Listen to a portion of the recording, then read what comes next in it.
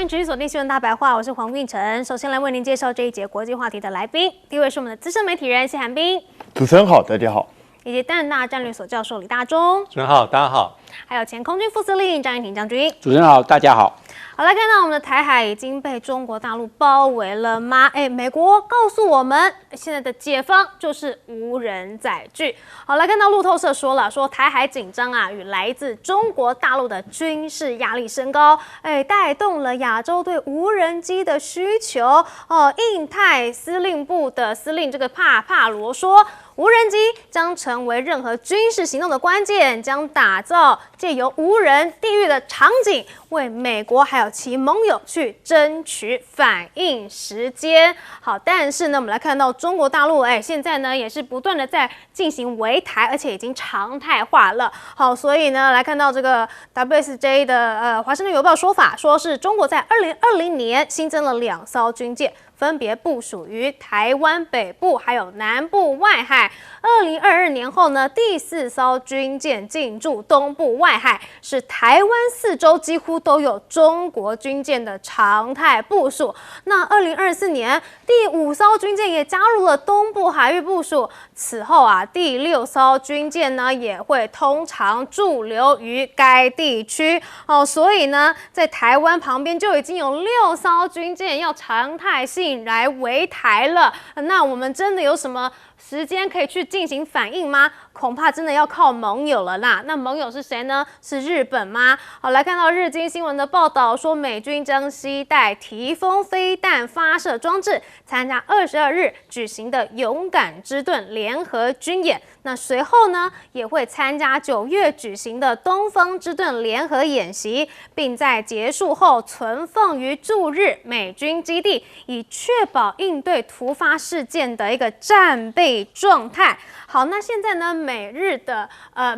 的陆军呢，也在熊本展开了为期10天的大规模实战演练，也就是这个坚毅之龙。好，这个训练呢，目的就是要提升岛屿防卫的熟练度。好，那也要计划呢，让部署在佐贺的 V22鱼鹰运输机首次飞至冲绳。好，但是在军演的同时呢，也适逢到了这个冲绳的卫灵日，结果就引发了日本的市民团体不满。超过了10个市民团体呢，都会诊要求停止训练的联署，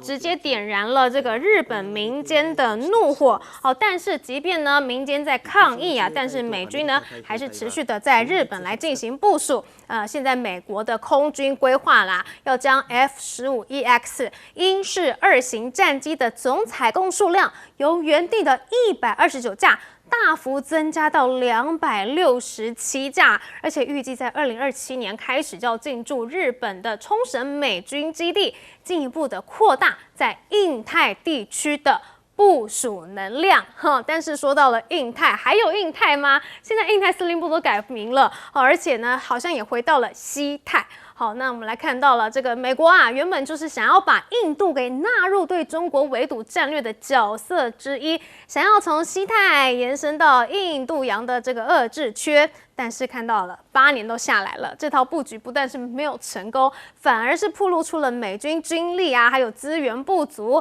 战略范围过大难以支撑，以及印度这一枚关键棋子不够可靠等等的问题。好，所以呢，印太打了8年，最后呢好像是失败了。而中国大陆呢，我们来看到它现在是怎么样的部署？央视竟然是公开了这个画面它这个公开解放军的实战演训画面，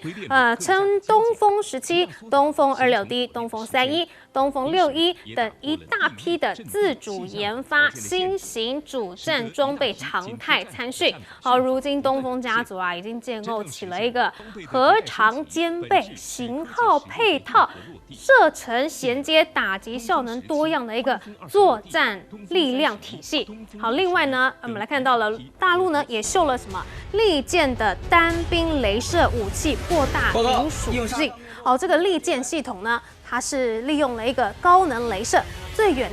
可以在1200公尺外就击落无人机。好，除了车载还有固定式系统之外呢，利剑3是可以在4秒内就烧毁无人机哦，而且它只要冷却时间不到5秒钟，你就马上可以再进行下一次发射。好，所以对于狂大的这个无人机攻击啊，它的反制能力是非常强的。好，不仅仅是对于无人机啊，来看到呢，中国的核潜艇的产能也是很强的。近几年呢是飙了3倍，而因为什么？因为它3场齐发呀。好，来看到军事观察就指出了，说中国的核潜舰建造基地从1个变成3个，那年产量呢从不到1艘提升到全球领先。其中呢096型更是搭载巨浪4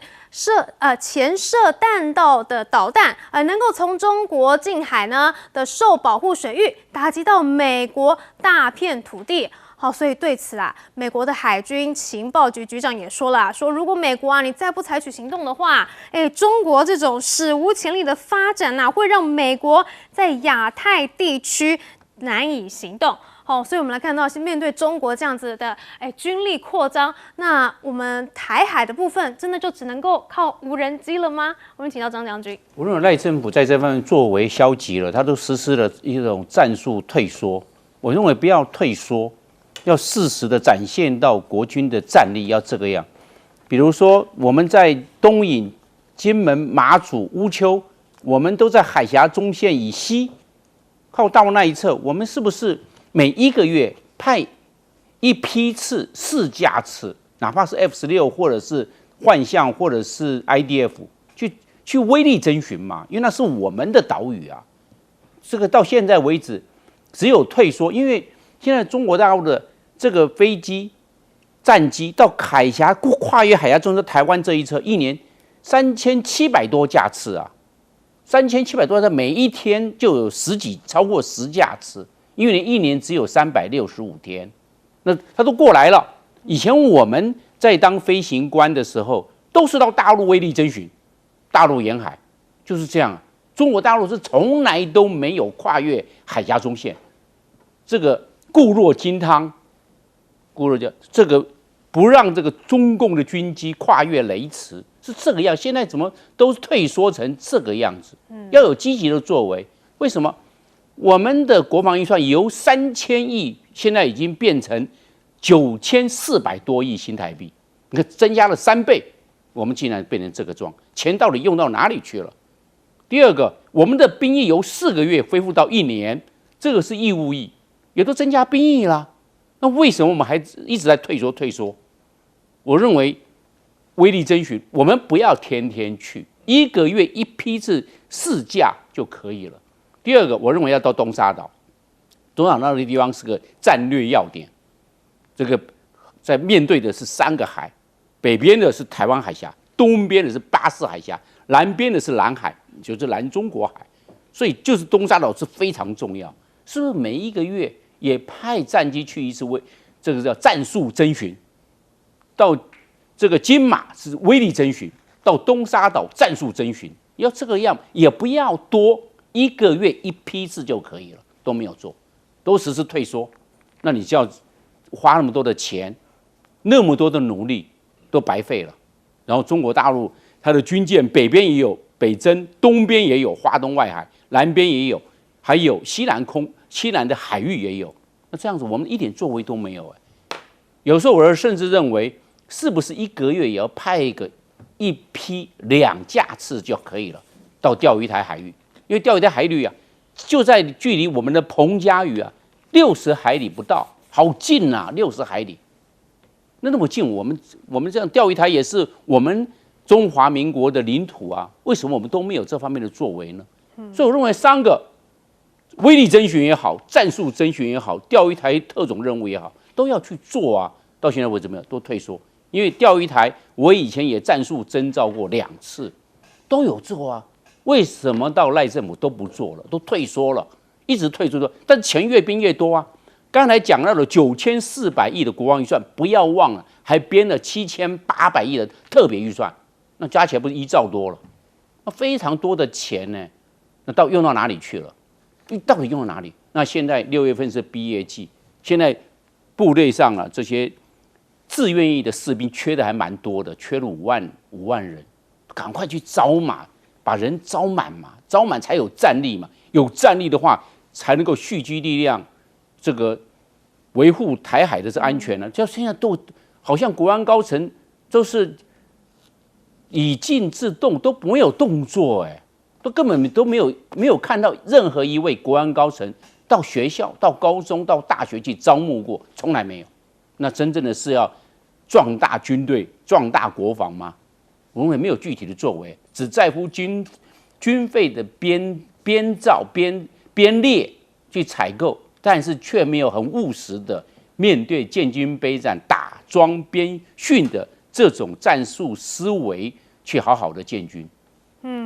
不要说这个我们的赖政府战略紧缩了啦，连别人的这个海域划分都划到我们这里了，我们都不敢讲话了哈。我们请教彬哥，这个帕帕罗基本上就是个嘴炮王嘛，他那边什么无人机地狱，那请问一下，你们美国在跟伊朗的战争当中，你们压制住了伊朗的无人机吗？你都没有啊！你如果对伊朗的无人机你都没有好的解决办法，中国大陆的无人机是伊朗好几倍强，大家应该都知道。那请问一下，你有什么本事在台海去压制中国大陆的无人机？你美国自己都做不到的事情，请问一下，你们有什么方法可以协助台湾做到？所以我觉得这个帕帕罗就是嘴巴说说而已，他根本自己都不知道该怎么办这件事。那无人机对我们来讲当然很重要，可是我们的研发量能到底在哪里？我们准备用什么方式去研发？我们能够研发到什么样的一个程度？那美国又要给我们什么协助？其实赖政府说要研发无人机，可是一直都没有讲得很清楚，在这一块，这就是我们担心的地方。然后他都想要透过就是绕过正规监督的方式，用特别预算的方式去搞这一块，我也不懂到底为什么。为什么？如果你真的有心想要发展无人机，那为什么不能够好好的循正规的管道来做呢？这也是我不明白的地方。那美国一直想要发展印太战略，可是最近他干脆把印太司令部改回来，又变成太平洋司令部了。为什么？因为没有印度。那很简单嘛，我很多年以前就说过，你印太，如果印度不加入，请问一下你印什么太？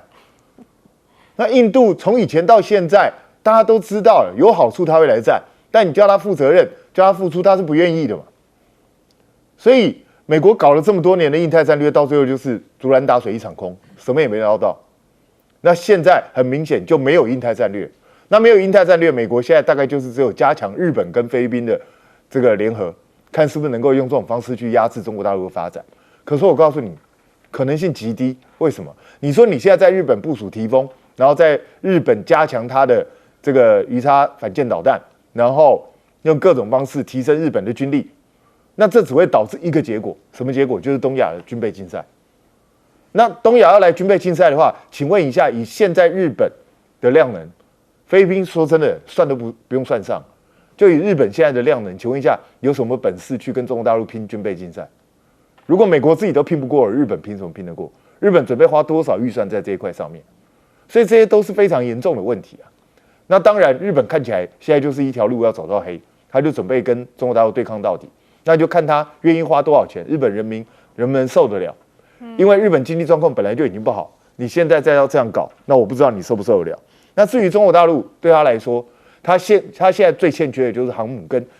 核潜舰这两块，他现在正在迎头赶上当中，所以未来他可能在全球范围内跟美国在竞争。没错，而且共军常态化围台的军舰都已经来到6艘了耶，我们这个时候再去部署无人机，真的能够反制吗？请教李大中老师。对，我提一下哈，这个刚才这个镜头里面特别提到的美日联合的军演，好，包括勇敢之盾，还有所谓的这个坚毅之龙哈。勇敢之盾基本上是已经40年了，哈，是美日双方规模最大的联合军演，大概是2年一次哈。但是我们可以看到，它的假想敌从早期的苏联哈，到后来哈比较关注朝鲜半岛、北韩的威胁哈，到最近10几年来，不言而喻对象还是中国大陆。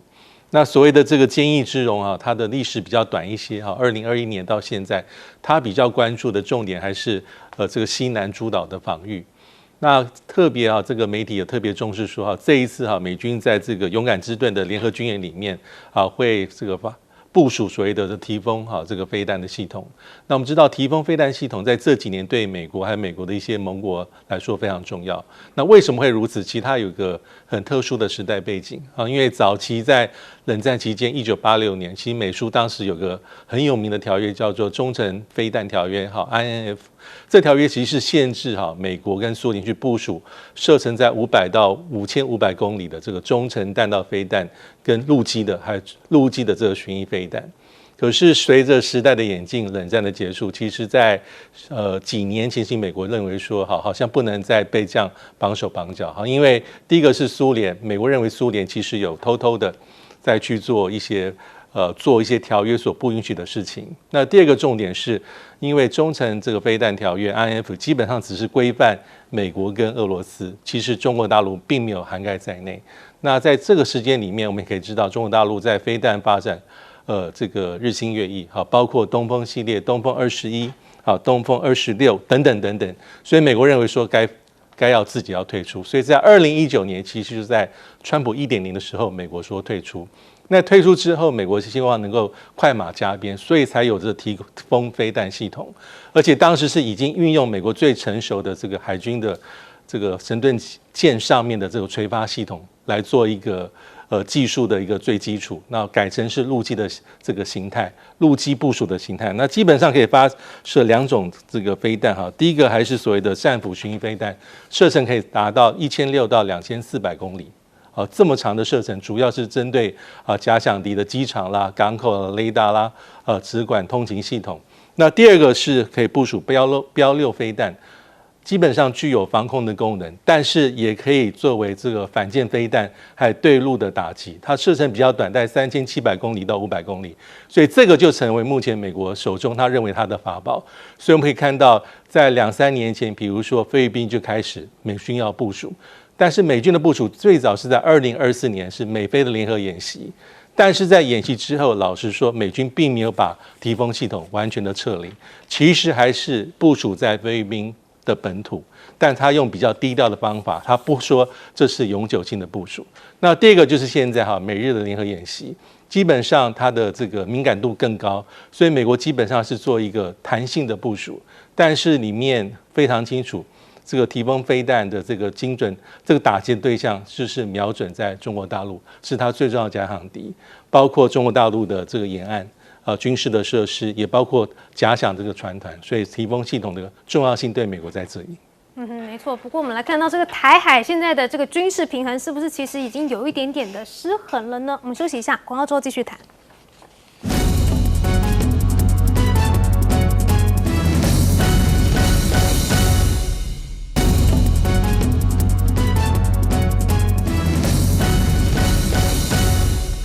川普真的是不要再嘴臭了，你已经快要没有朋友了。来看到之前跟你非常好的意大利总理梅洛尼呢，现在呢也跟他闹翻了。就是因为川普在真实社群发文声称梅洛尼想要重新跟我当朋友，好拉抬自己的支持率。但是呢，川普甚至跟我一样，刚刚连梅尼洛都拼错了对此呢，梅洛尼就回应了他是用英文来回应他说：“川普总统，你持续这些毫无根据的攻击是毫无意义的。我的支持率不关你的事啦，我建议你多关心支持度。”同时也强调与川普保持友好关系，显然没有为他带来任何的政治利益。他也是说得很白我之前跟你维持好关系就是想要有一些政治利益，结果现在发现根本就是一场空甚至呢，意大利也拒绝出资北约的乌军购计划了，要紧缩国防预算了，就是要跟美国反着干吗？好，来看到呢，这个意大利的国防部长就说了，意大利已经决定不参与北约乌克兰优先需求清单计划了，拒绝出资购买转交乌克兰的美制武器。好，我们从一开始就说不啦，现在仍是不。而北约就指出啦，说这个乌克兰优先需求清单的计划呢，已经协助了资助爱国者系统所需飞弹的70%。好，那其他的防空系统弹药的90%也是。那其他的贡献国呢，包括了什么？德国啊、加拿大、荷兰、瑞典，其中瑞典本周就宣布已经投入了$5.43亿。好，但是意大利根本就不想淌这趟浑水了。好，那梅洛尼呢，他现在生气了之后呢，说呢，他发现了怎么样？他说啊，现在呢，川普呢面对西方敌人，也就是美国敌人的时候呢，他呢竟然是更迁就那一些领导人，但是啊，对于其他的人，他却没有相对的决心。那梅洛尼的这一番话呢，就强烈抨击出自于被视为与川普政治立场相近的右翼盟友之口，就格外的引人注目喽。所以他这一次的怒批呢，被视为是欧洲反美情绪的一记重拳。那 CNN 也说了大白话啊，说过去川普之所以能够对盟友们颐指气使的，就是因为美国的国力强嘛。那各国领袖呢，就为了隐忍来求自保啊。但是随着川普挑衅行为有增无减啊，加上政治声望不断的下滑，所以部分领导人就开始鼓起勇气正面反击啦。因为他们发现呢，一直隐忍，根本就没有办法自保，反而会被你一直吃豆腐。所以现在呢，干脆反击吧。好，那对美关系闹翻了，但是欧洲跟中国的关系怎么样呢？我们来看到了这个中欧班列啊，竟然是开行量10年间就增加了10倍哦。今年6月开始呢，中欧班列启动统一品牌已经满10年了。那它的开行规模、通达范围呢，是由这个年开行量2016年的1702列增长到了20022列，10年就增长了10.8倍，平均是年增31.5%。好，中国啊已经有129个城市都开通了中欧班列哦，通达欧洲26国236个城市，这个服务范围啊是涵盖了欧亚全境的。但是呢，其实欧洲对于中国的关系啊，这个态度呢也是有一点尴尬的。像是现在欧盟还是立法要推动这个供应链多元化，就是担心说会太多的对中国依赖。好，这是欧盟主席冯德莱恩说的，说要提一个新法，要求欧盟企业要实现关键供应来源多元化哦。如果企业没有办法积极降低对中国的依赖风险的话呢，就无需立法。好，但是现在欧盟最近担心的是什么呢？恐怕是自己的影响力越来越少了。来看到了新浪的说法，说是欧盟担心的不是中国的产能过剩，而是欧盟意识到了自己作为现代工业文明中心的传统优势正在被快速削弱。欧洲并不完全是意识形态上的反华，比较像是一个由自身衰退、焦虑催生出来的恐华。好，但是啊，当西方喊着要跟中国有点脱钩啊，要自立自强啊，别过度依赖的同时呢，金融方面呢确实不断的往中国靠。我们来看到呢，熊猫债现在啊全年规模是有望再创新高了吗？迪眼的债券数据显示，截至18日，今年以来的熊猫债发行规模1530亿元，达到了去年总量的80%以上，全年是有望创新高。好，那现在美国媒体也说啦，就连华尔街自己也偷到中国去借钱，熊猫债呢受到了热捧。好 ，CNBC 报道说啊，由于中国的利率是处于低位啊，借贷成本远低于美元市场，所以呢，越来越多的外国借方啊，正在向中国发行债券，以筹集人民币资金。好，那熊猫债呢，热潮啊，会扩大人民币在全球的使用范围，也就能够推动人民币国际化的进程。好，所以来看到了这场西方对中国的围堵，显然就在被现实给打脸吗？我们请教彬哥。这个其实这真是蛮令人意外的一个变化，也就是梅洛尼本来是川普的粉丝，他其实是很崇拜川普的，大川粉。对啊，他也是这种极右翼的这种象征哦，所以他一直本来是很高兴能够跟川普亦步亦趋，结果一开始川普对他也蛮客气的，双方看起来交情不错，两个人还变成好朋友，结果没想到短短几个月的时间，完全猪羊变色，变成这样，现在互相指责。那川普说真的啦，以一个大国的领袖来说，他真的很没风度，而且说真的，你不要看他人高马大的样子，其实他蛮鸡肠鸟肚的。他就是因为梅洛尼之前就是第一个在教宗的事件的时候，梅洛尼谴责川普没有跟他站在一起，然后再加上这个美伊战争的时候，意大利居然反对，谴责美国，甚至不让美国的军机经过，所以川普就认为你就是在扯我后腿，所以这次故意借这个机会羞辱他。我真的觉得很无聊了，而且这样做对美国有什么益处吗？你除了嘴巴上占点便宜之外，请问一下获得了什么呢？而且我觉得哪壶不开提哪壶，你说梅洛尼想要趁你的声望来增加他自己的支持度，梅洛尼支持度是不高了，35%，可是川普你自己也才36%，你也比他好不到哪去啊！你们两个哥俩好，支持度都不怎么样。川普现在的支持度恐怕已经接近他生涯最低的水准之一了，所以我觉得川普自己恐怕要先担心自己的支持度吧。那在这种状况下，你看川普开始拳打脚踢，过去的跟美国非常非常麻吉的加拿大啊、墨西哥啊、英国啊、澳洲啊，这些一个一个跟美国貌合神离。为什么？因为美国开始他专挑自己的盟友下手，会让大家觉得很奇怪。反而你看川普上来之后，他一直不断的在称赞的是谁？习近平跟普丁，这不是很奇怪的一件事情吗？所以到底谁是你的朋友，谁是你的敌人？我看北约这些国家都很闷的，都搞不清楚到底现在美国是朋友还是敌人，因为美国一直在弄他们。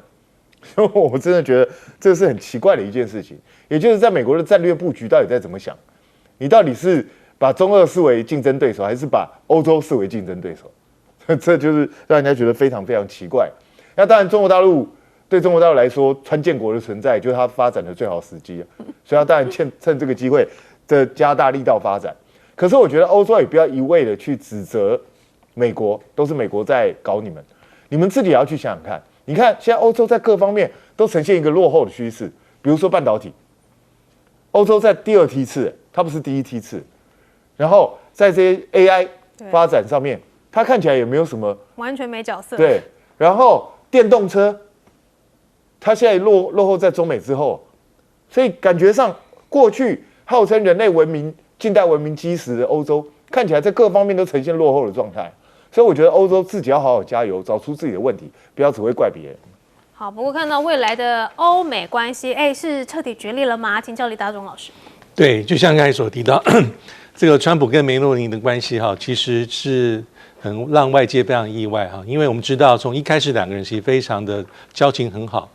水乳交融哈，如胶似漆。因为两个人基本上的这个意识形态蛮接近的哈。因为梅洛尼是来自于意大利的这个意大利兄弟党执政党，这个政党本来就是有点右翼，有点民粹。那所以他很多一些理念哈，比如说反对非法移民哈，重视国家的这个边境管制，还有一些比如说像反全球化，还有维护国家主权，还有保守主义这些哈，这个基本的一些主张，其实川普跟梅洛尼之间有很多的共同语言。好，所以川普在过去是非常称赞梅洛尼的，这是为什么啊？去年在应该是说2024年11月啊，川普胜选之后。梅洛尼是最早到这个川普的佛罗里达的海湖庄园的外国的领导者之一，在川普就职前的2个礼拜，梅洛尼就已经进入到这个海湖庄园，而且川普当时非常大方，也介绍梅洛尼未来的美国新的这个国安团队，包括Rubio， 包括当时的预计要上任的国安顾问瓦兹等等。那大家应该还有印象，在去年1月20号，川普就职典礼上。其实按照惯例，其实通常不会有什么外国的元首跟领导者，但是梅洛尼是少部分的这个亲自出席的外国领导人，当然还包括像是这个阿根廷的总统等等，所以可见他们的关系非常好，而且梅洛尼也深得到川普的这个死忠支持者，包括MAGA派的称赞。但是为什么会出现一些问题？我觉得第一个是我们可以知道，政治上是没有永远的朋友。也没有永远敌人，其实他们还是有些地方是不相同的。从关税战开始，因为意大利通常会向美国出口所谓的这个时尚精品等等农产品，比较好的一些工业制品，但是一样，因为你是欧盟的成员，所以川普基本上是这个不分这么细，一样是给予高关税，是第一个。第二个，川普对于这个支持乌克兰比较意兴阑珊，但是我们知道梅洛尼是长期来这个泽伦斯基后面最坚定的盟友之一，这一点其实是两者川普跟梅洛尼关系这个看法不尽相同。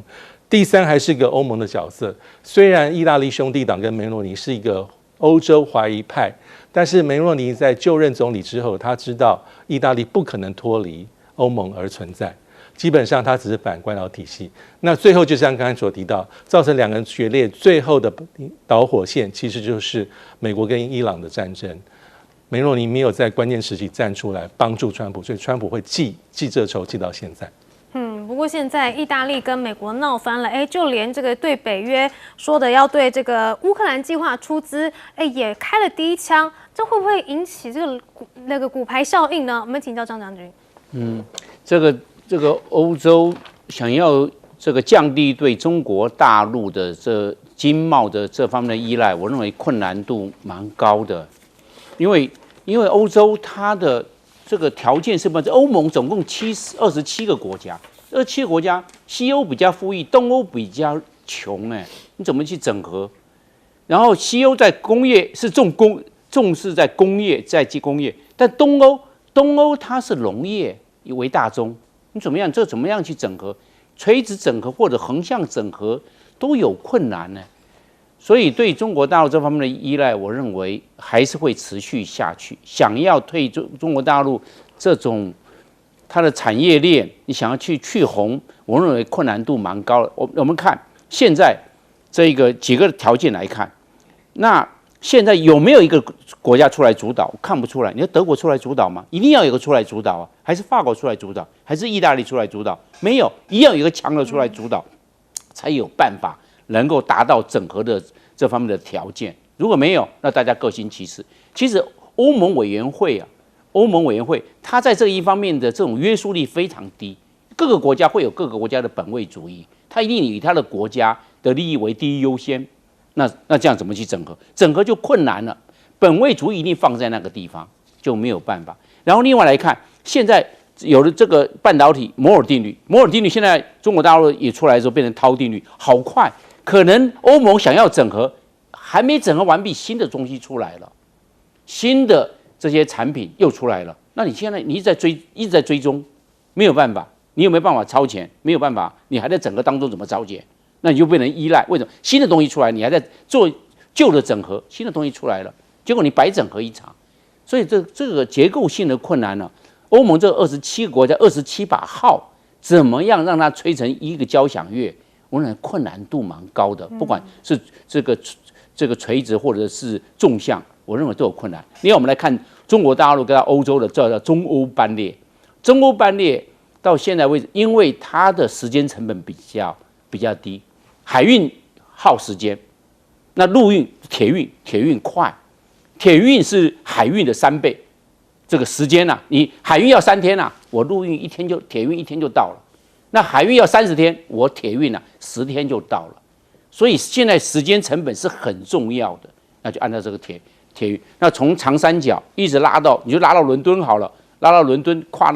通过这个英吉利海峡，那大概1万公里。但是如果拉到西班牙到里斯本的话，是13000公里。那沿线那么多的城市，那么多的国家，就可以从中国大陆到西亚、到中亚，一直到东欧，一直到西欧，整个串在一起，都有它的任务的需求。所以在这一方面，它的这个因为铁运的关系，可以分批下站，有比海运来的优势。所以这样看起来，欧洲各国内部其实还是各怀鬼胎啦。大家对于中国，都还是有一些经济上面的期望。我们休息一下，广告中马上回来。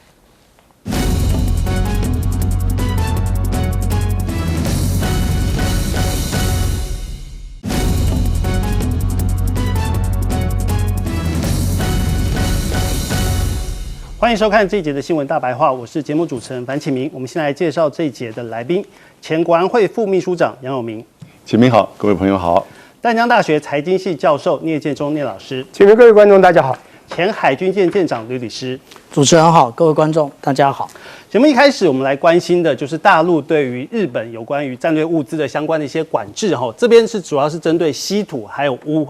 目前看起来都创下了新低的这样的一个记录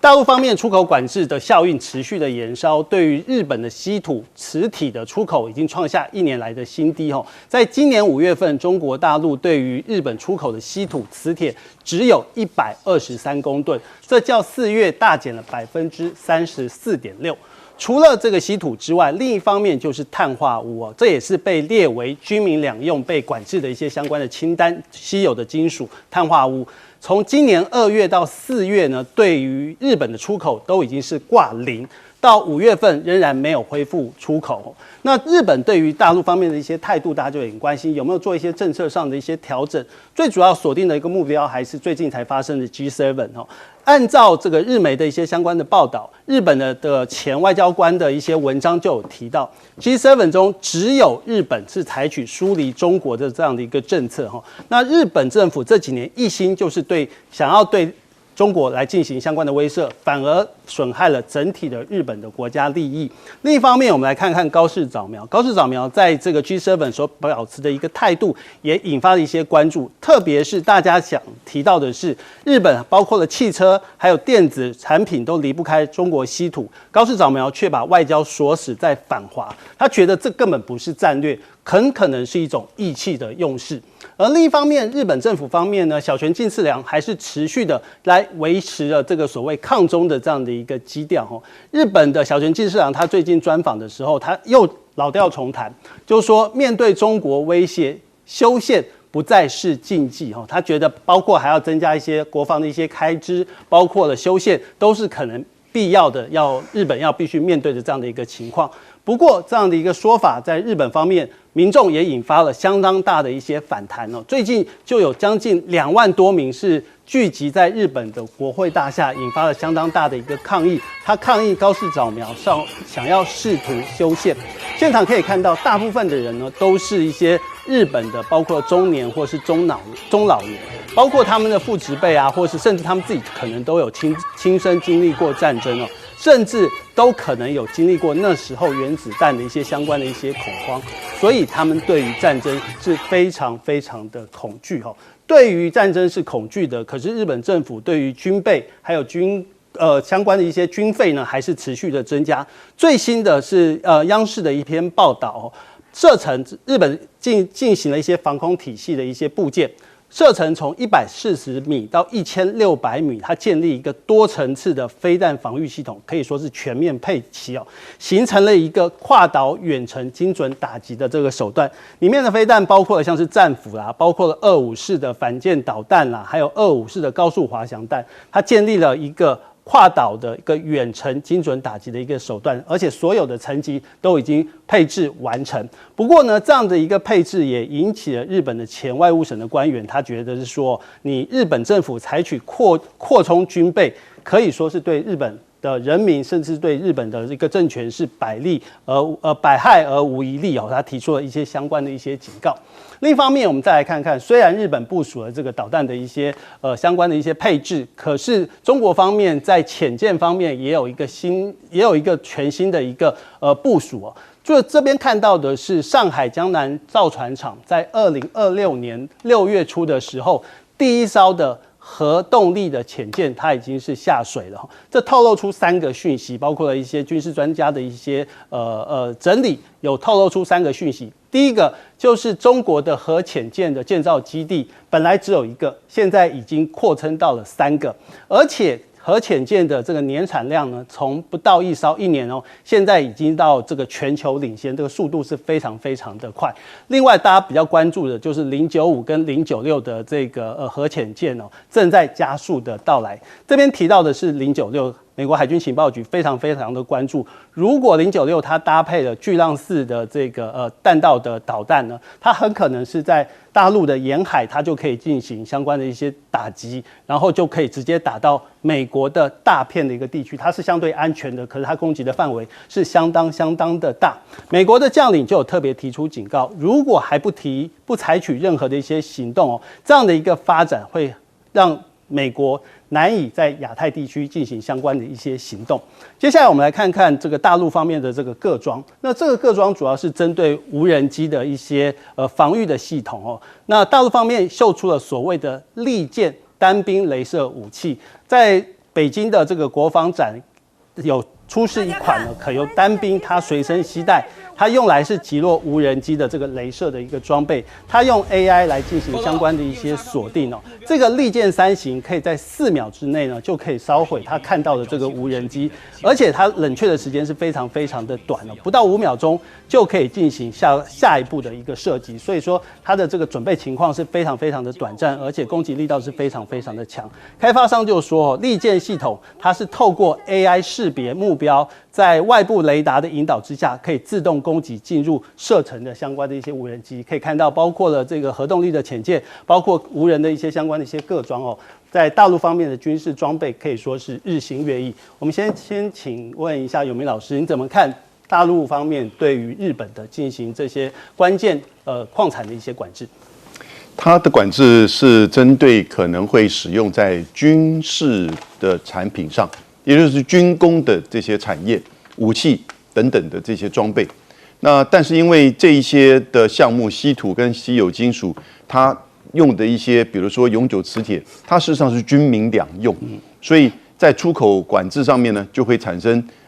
就是有一些公司，它也同时在做军事用品。另外一方面也在做商业用品，因此就出现了在管制上可能会走向比较严苛。因此，在中国的日本工商会就有8000多家共同的请愿，希望把这个程序更加的比较标准化、透明化，让一些民间的产业不会再受到直接的影响。不过这个事情并不容易，因为它的本质是军民两用。那这个日本政府现在到目前为止还没有一个方法来去面对。他只是说找了更多的矿，或者是跟更多的这些其他国家合作，那绝对缓不济急。而且那个缓不济急，这一次G7还说，希望2030年以前能够降低对中国的稀土依赖到60%。哇，好伟大的目标啊，60%！而且跟各位报告，2030年距离现在只有4年，绝对不可能从现在的90%降到60%。那我就讲到这一阵子，大家都在报道。这一2天，川普跟高市早苗吵架了，也许不是吵架，大声辩论，在 G7 的晚宴上，那别的国家的元首还来做这个和事佬，为什么呢？因为这个川普很不爽日本，要你这个在打伊朗的时候，要你来援助护航，结果你都不愿意所以呢，他就3月份的时候，就当着高市面的时候呢，就提到了珍珠港，就我袭击德黑兰，就像你当初1941年12月7号吧，这个袭击珍珠港，造成了2400个美国人死亡，15艘这个舰艇受损。所以呢，他就举到这个事情。3月份的时候，高市当时的情况是，他瞪大了眼睛，吸口气，但没有做回应。日本的右翼就批评他，你为什么不反驳回去？但问题是，你敢吗？在那种公开的场合，结果高市这一次大概有不同意见了。2个人吵起来，那我必须要问呢，从美国的角度提到珍珠港的事件，2400个人死亡，有什么不对呢？日本，你为什么要对你战争时期的这种攻击侵略行为，要别人去吞下去呢？但是呢，这个事件就引发这个就是小泉进次郎，他就说，我们可能现在考虑修宪，而且对一直以来的和平主义要有所修正。我觉得这个话讲得很重，所以你就看，其实从2月份开始一直都有示威抗议，而且不只是年纪大的，现在年轻人每天那个是晚上，他们都是晚上点灯在那边这个示威抗议。那很多年轻人，现在最新的一个民调，日本的时事通讯社在2天前公布，就高市的支持度已经降到54%，还是很高，但是比70几降了将近20%。然后呢，这里面尤其是40岁以下的年轻人，特别是女性，一下子少了20%因为他们在自己的社群网站上，在这个 Instagram 上都看到这些示威抗议，那就会担心说这个会不会造成战争？因为在整个所有这些西方联盟，包含美国、英国、法国等国，没有在哪一个国家跟中国在军事上去搞对立。美国当然这是一个竞争但是呢，他没有在军事上跟中国再去搞冲突、搞对立，因此你就看到就是这些西方国家也维持跟日本的距离，所以就看到高市在这个 G7 会议当中，在那个圆桌上面一个人坐那边转，所以日本慢慢变成一个比较孤立的然后呢，你想去抱美国大腿，结果你又抱得不够紧，然后川普呢又开始对你做这种指责，甚至羞辱般的指责。从日本人的角度，那面对到这个情况，其实使得日本现在更难以去面对它的经济、它的工业制造、它的军事的发展，那是不是能够走到真的他所希望的所谓的国家正常化，或者是再军事化？我抱了很大的疑问。OK， 我们请聂老师。OK， 我先讲一下这个稀土问题。大家都知道，全球储量37%在中国啊，它有这个所谓的4000万吨4000万吨啊，是全球这个1.1亿吨的这个37%。它的产量有27万吨哦，那不得了，光27万。美国呢，这怎么产都是45000，它最少也是美国的这个6倍，这都不重要嘛，哈，这是占全球60%。最重要的就讲金子冶炼的功夫到了91到93%。那你真是金子冶炼出来，就像黄金，你真炼到了91、93、99.3、99.9这样的黄金，你卖得出去才有价值。那当然。日本呢每年需要它数以公吨的这样的一个稀土，结果呢，当然这个呢，不管在民用、军用上呢，都可能会让这个日本的这个整个发展呢受到限制。当然这一次呢，当然中日关系呢造成这个中国对日本的制裁，除了经济制裁啊，这个渔产的这个减进口，以及这个还有一个很重要叫旅游之外，大概就这个稀土了。所以日本呢有点急得不得了。所以呢，这次非常清楚的，这个一直扮演着川普小妹的这位高士呢，到了美国去，发生了一个有趣的事情。每次呢都好像就是当日本的那种行礼如仪的那种样子，好像一直觉得我这个可爱的小妹要对川普好，就没有想到这次还真的人家对他不太好。他用了一招，他就叫抓机会。而且他讲了一句话，他说：“你们看看你们啊，我们这个 G7 国家都是强国，都工业强国，我们都受到中国制压，他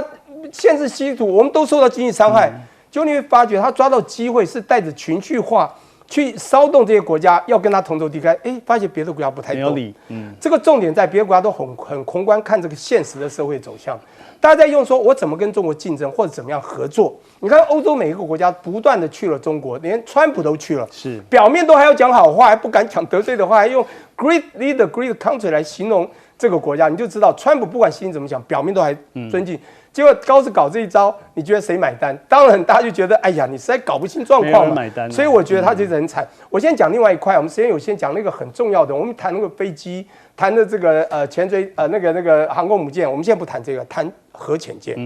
你刚讲的第一艘，我觉得它不是第一艘，我想去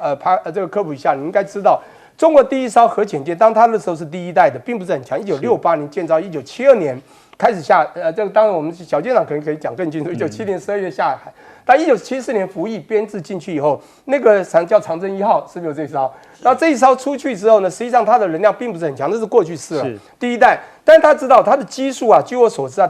基数大概是攻击型，那偶数大概就是战略型，战略型可能就要放个导弹，这个放导弹的哈，就是而且它导弹的这个能量也一直在提升。我现在要讲是这一次在2026年下水第一艘是什么？是05、06的，它现在走到第3代，也就是它核潜舰走到第3代哦。你知道这个威力是很可怕的。那中国现在总共的核潜舰下水是32艘，还是美国的一半以下？美国有71艘，但不是看量，而是看它先进的过程。因为中国在整个科技、整个基建的进展之后，它的制造业的实力是直线上升，而美国是停摆还往下走 decline。我的重点就是这一艘呢，属于战略型的96呢，它还载了一个东西很重要，叫巨浪4。这巨浪是大家要去了解。当然，中国现在各种飞弹都有东风、有红旗，有没有？不管你是这个地对地啊、地对舰，或者是地对空啊，还有这个呢，当然像霹雳啊、空对空，这个呢是在海中是潜这个射的，但潜艇射的重点是它是洲际导弹，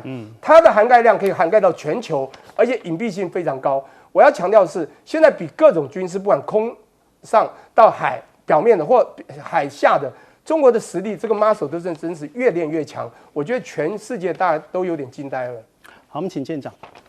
有关于刚刚聂老师谈到这个长征1号啊，那在今年的4月23号，那个中国大陆海军节的时候，事实上 TVBS News 的记者实际上就有登上那个这一艘，也就是长征1号。因为什么呢？因为它现在它已经变成一个博物馆的一部分，也就是海军博物馆的。那承载的内容啊。那其实如果进去看的话，你就会发现当时中国大陆是如何刻苦的做出第一艘核潜舰的。那至于说有关于日本的部分啊，我们刚刚讲到有关于它层次性的一个对外打击性的武器，其实第一个射程最远的，也就是这个1600公里的这一个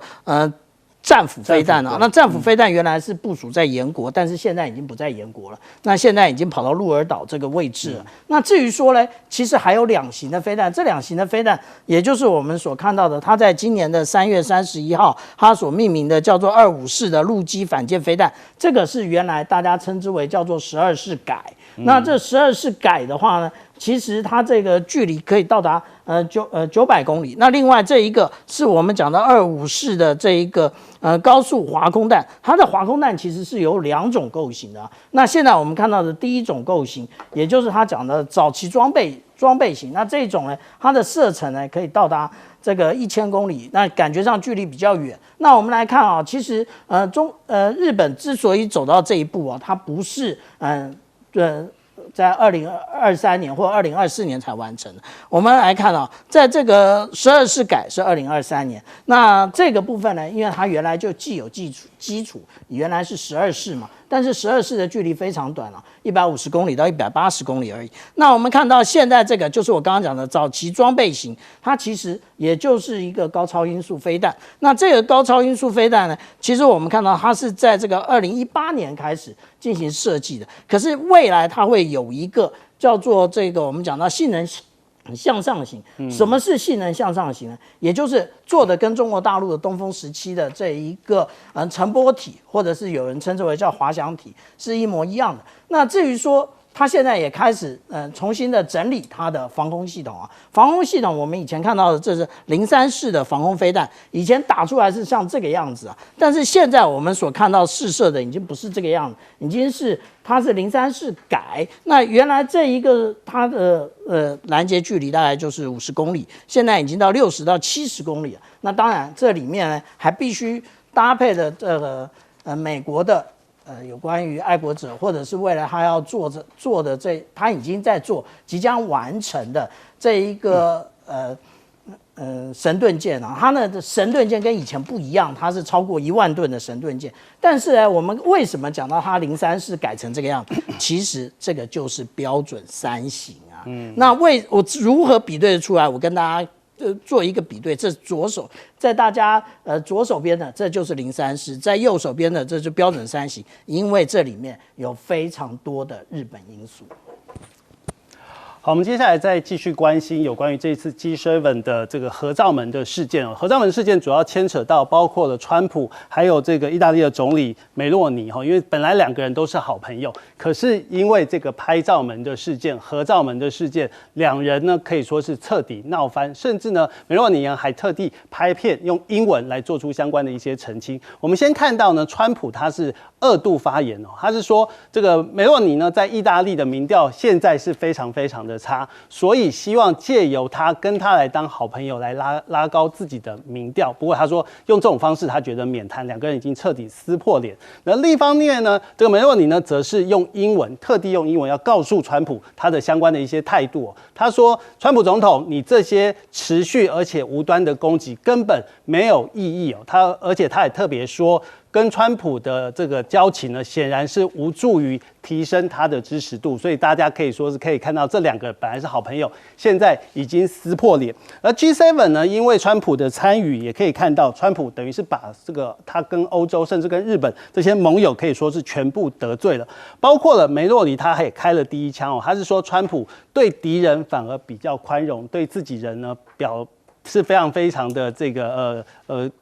可以说是盯得非常非常的紧。而另一方面呢，跟马克宏这个也很好笑，就是他特地提到马克宏的老婆，说这个马克宏的老婆对于马克宏，他说他坏透了，还说这个马克宏挨了一个这个右勾拳的下巴，还在恢复当中，把人家的这个夫妻之间的一些生活拿到台面上来讲。另外就是德国总理也提到，美国整体国家遭到了这个伊朗的一些羞辱，可以看到跟这些欧洲的这些国家，美国的关系都不是非常非常的这个好的，还有包括了加拿大还有日本呢，也都被这个川普骂过。而另一方面呢，欧洲跟这个川普关系可以说是越来越紧张，反而跟中国的关系是目前是越来越密切。意大利还有特别派出了一个地区的代表团来寻求跟中国的合作，它包括了扩大要在中国港口、还有物流、还有贸易领域来进行合作，表示相当的乐观。而另一方面，我们来看到立陶宛，立陶宛本来跟这个民进党政府是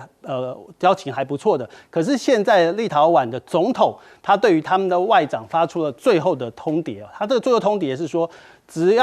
必须要修复跟中国大陆的关系，才能够保住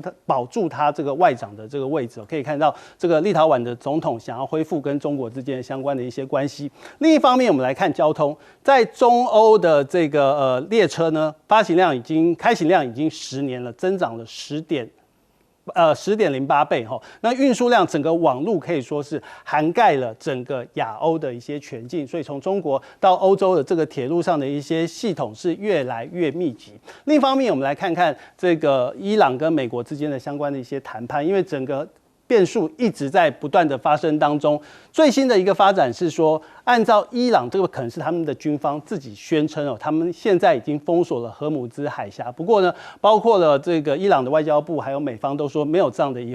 回事哦。按照伊朗军方是说，他认为关闭荷姆兹海峡只是相对应美国的违约行为做出的第一步的一个回应。如果军事行动还是持续，也就是这个以色列持续攻打这个黎巴嫩的话，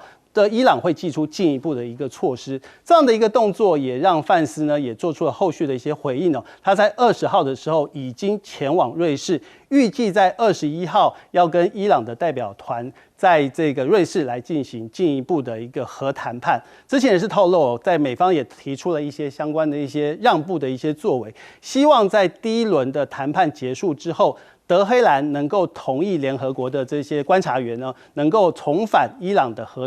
设施的设备去做一些观察作为交换。那美国呢，则是愿意让这个伊朗动支部分的一些冻结的一个资金，目前可能了解的大概是在卡达的60亿的这样的一个美元。而另一方面呢，伊朗的战争是不是已经改写了全球的一个相关的一些格局？目前大陆方面的影响力持续的攀升，反而是美方暴露它实力上已经受到一些很大的一些限制。这是 CNN 的报道后，经过了这个伊朗战争之后，德黑兰的政权依然存在，但暴露了美国的实力已经大受影响。请佑明老师。我讲 G7 哈，本来应该是年度好朋友的聚会，是，结果却炒成一锅粥。那我刚刚讲到高市跟川普因为珍珠港事件大声辩论吵架，然后呢，那个还大家在看说到底是真假，应该都是真的，因为法国那个《回声报》其实是蛮有影响力的经济的专业报纸。那这个梅洛尼呢，那个不得了了。梅洛尼还做这个视频，川普接受意大利媒体的访问他抢着要跟我合照，要求要跟我合照，就梅洛尼说哪有这回事？然后呢，就是说你对待敌人这么的宽容，你对待你自己的盟友却这么的苛刻。可你不要忘记，你既然是美国的盟友，而且你基本上其实是依附美国几十年来，在 G7 跟西方联盟。你不只是喝汤，你也吃肉。其实美国的主导在安全、在经济、在金融，你完全是亦步亦趋的跟随着。G7 里面如果没有意大利，大家还记得意大利这个国家吗？所以事实上，如果你真的决定要跟着这个老大，你应该亦步亦趋。但是在伊朗的事件，大家都跟美国离心离德。所以川普就很不高兴，来到 G7。就点名一个一个骂，那但是呢，吵架是表面，然后呢，川普的个性也许是导火线，但我觉得真正的关键是整个权力关系转变了，因为第一个现在出现了，就是在川习会之后5月份，9月份可能会有再一次新的中美共治G2体制出现，然后呢，作为美国的盟国，很怕被抛弃，或很怕被牵连，他怕被牵连到伊朗战争里面，他怕被抛弃在就是中美共治的之外。过去几十年来，他们觉得自己高人一等，的的确确，整个国际的经济、金融甚至安全秩序就是 G7， 其实就是美国。但是 G7 有这种参与的共同协商的角色，所以我说年度的好朋友聚会嘛，大家表现着好像彼此关系、价值、政策很接近，但事实上都是美国在主导，他们只是协调彼此怎么样来支持美国的政策。但是你现在跟美国越走越远，当然一方面美国川普上来之后对大家的关税战，打伊朗，就觉得好像你把我们这个放了一边，不跟我们协商，然后又去跟中国大陆又建构一个新的建设型战略稳定关系。那这个时候 G7 就觉得我对世界局势的影响好像这个被淡化了。可是面对权力的现实跟国际政治的现实吧，其实川普不跟你吵架，不跟你这个嘲笑，你已经淡出了整个国际，就是说决策圈之外了。那个圆圈圈呢，其实只不过是一个在现在仍然是西方主导话语权的，好像制造出来一个假象。我觉得其实整个现在的一个变化已经变成就是同盟空心化。不过它还是一个同盟关系，因为它还是有军事盟邦的这种存在，所以跟美国的这个军事同盟还是存在。可是所谓的共同的价值、共同的政策越走越远，而个别的国家他们自己的想法跟美国又差距很大。比如日本想要去抗中保日，那美国就觉得你在搞什么？但是呢，他会鼓励你去军事化。那欧洲呢，想要去就是自己内部都搞不拢，意志都没办法一致。比如说德国、西班牙觉得跟中国不要闹翻，但是别的国家觉得中国的一些产品可能产能过剩，影响到他们的这个市场，所以呢，内部就产生了混乱。所以整个世界的这个局势在今年呢，尤其是伊朗战争之后，美国从军事霸权上面下来之后呢，你就看到这个重组关系一个一个在开始重建当中。是，聂老师怎么看合照们 ？OK， 我先讲一下这个很有趣的川普，他到哪都自以为是，到处都骂人嘛。我觉得最值得记忆的应该要回顾在去年底，或者说第3季2025年9月23号发生什么事呢？联合国开会，川普呢，大家在联合国里面，大家有设限，一个人发言15分钟，他偏偏要讲个1个小时将近，讲了里面的重点让大家都傻眼，一直骂大家，还告诉你们都要去进地狱，你们再不改政策，你们全部进地狱。有没有记得有这件事？进地狱 ，go to hell 什么意思啊？去死吧！这美国是讲去死，那下地狱。你知道他这个话都用，你觉得他现在讲什么话？你觉得有什么了不起？没什么，大家都习惯了，所以他随便骂人，这些人都会跟他抵抗。以前呢还不太敢，是。所以你不管男的女的不管那个美女或者是那个高士，每一个除了高士还要这个鞠躬作揖做点样子，因为他要讨好。其他大家都已经强硬起来。像我在里面G7最欣赏的一个人应该说他学经历背景还不错，卡尼。其实卡尼在加拿大，只是因为在北美这个地方，加拿大的实力比美国弱太多。他的物产、他的资源都不够，当他的走这个整个国家发展历程也输美国太多。但是以领导人的角色，他是很厉害，你就看他的学经历就知道，我就不去阐述这个人。不过重点，他讲过一句话，他就是对川普的整个霸权的做法很不爽，只是不得罪之下，他一直强调中等以上国家应该3号合作，所有国家都听在耳里了，你懂吗？所以在这时候你会发觉G7国家都被骂过，他们都已经习惯了，你知道吗？德国还讲出了一句话，这个非常有道理的，你知道？他说：“你知道这一次你遭到伊朗羞辱，其实全世界都看得很清楚啊。我川普还不认为，我跟你讲，这次川普做坏人，他偷鸡还没有得逞，还吃了把米，他还自以为是。所以我觉得这一次在美伊战争这边，当然我觉得他为什么会说，你好像对我们自己朋友都这样打击，对敌人比较好。他的所谓敌人是谁？其实欧洲并没有把中国当真正敌人，是川普的眼中的敌人是中国，就表面示好。可是他的表面呢，一直说中国是最棒的。我们G7谈你们这小咖的没什么意思，应该是中国在里面啊，怎么没有中国呢？第二个呢，在伊朗那边讲说，谢谢中国这次没有插手，对，所以这伊朗战争，他才不会有太大的困难麻烦，这个很有趣。第二，我要讲一下我们讲这个基建回归原始，我们谈的军事，谈的科技，谈的航太，我们讲我们对岸的实力已经一直与日俱增。基建大家回忆一下，中国当时还没钱，在1994年江泽民上台，在97年。其实他们做了2个大事，一个是汇率的改革，把它压到极低的汇率8.278，从1987年一直到了05年的7月21号才升值2%，到801才慢慢升值的。另外一个重点是它的基建，它的提速，他们已经很慢，你知道吗？一天让你就开车都很慢，火车更慢，都是几十公里时速，到这100就不错了。它在1997年3月开始提速以后，连续7次提速，有几次大的重要。7年之后的2004年，他们开始进入 WTO， 2001年、2000年开始赚了好几千亿之后，开始花钱重提速，很快冲到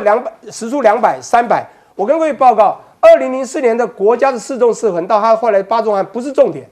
渝新欧铁路从重庆到新疆到德国的新都斯堡11179公里，什么时候盖的？2011年3月，这是一个壮举。当时你要经过这个所谓的不管马六甲海峡、印度洋送到欧洲，最少40、45天的货运，最后只要14天就到了。你去回忆一下2011年，惠普也好，宏基也好，每一个都到重庆设厂，重庆就很快的发展了。第二个。更重要，6年之后，2017年1月1号，义乌伦敦铁路12451公里，挖进了新吉利海峡到伦敦，全部欧洲的布局，甚至到西班牙马德里。我要讲的是，这个是它的布局之深。当然，“一带一路”因为有西方世界的压制，否则中国已经真的是基建太强。我现在最后讲是班次，我觉得有一个数字错了。10.8倍不止，最少12倍。OK， 它这是2016年到2025年，各位想一下，它写的1702到后来的2022，你一除一下是11.8。今年到2026年6月，我跟你讲，最少13、14倍。这个班列已经多到这么多，从1000多到2万多。好，一句话，中国的基建那是最基础，跟民生有关的。中国这个实力真的叫基建狂魔，真的不在话下。我们请舰长。我们来讲啊，现在大家在讨论 G7， 可是 G7 真的是7大工业国吗？还真的不是啊。我们来看一下啊，如果说我们在1995年的时候是 G7 是相对于我们讲到的金砖国家啊，那在2010年的时候是没错，可是真正交叉的时间是什么时间点？是在2019年。2019年，我们就看全体的 GDP， 如果透过这个购买力评价的话，我们就可以看到它已经产生了对于这一个金砖国家来讲叫做黄金交叉，对于 G7 来讲叫做死亡交叉，它就是一路往下。那我们来从 GDP 的这个总值上面，我们看到2023年事实上也反映这个状态啊。那但是呢，我们现在可以看到，这我们所谓的这些民主国家啊，一天到晚在干嘛？一天到晚都在演戏扮小丑啊。那演戏扮小丑呢，其实我们这次从意大利总理梅洛尼啊，以及呢川普身上，我们看得最清楚啊。你看梅洛尼，难道他不知道记者在后面吗？他知道，他就是在表演，他故意表示这个样子，告诉他的选民说，我也是可以对川普有不同意见的。那他这个手他是直接这样子挥过去的，所以我们这样讲啊，梅洛尼那也没有什么，也不用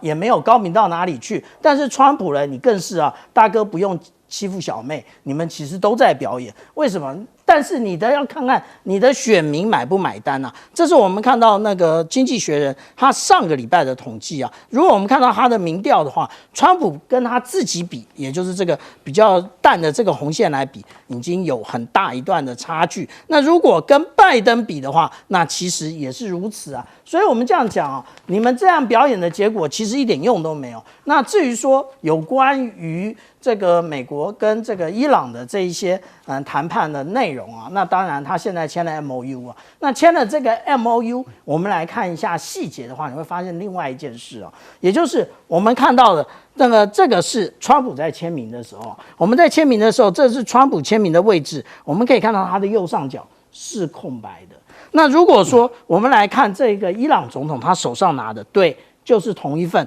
右上角签名，那这一个到底谁签？谁先签谁后签代表什么意思呢？我们来看一下，因为大家现在很少有停战协议啊，我们来看一下停战协议，在2次世界大战中国战区的停战的部分谁先签的？这个叫做冈村宁次。那这下面呢，谁后签的？这个也就是中国战区受降的这个我们讲何应钦将军。那只有中国战区是如此吗？还真不是。我们来看欧洲战区在柏林签的，那这上面这个是德国的那个将军威廉凯特尔，下面这个就是俄罗斯的朱可夫。所以我们这样讲啊，那个他们不但是内容方面也就是整个的送给了伊朗。那实际上在这一个它的形式上面，实际上美国就是战败国。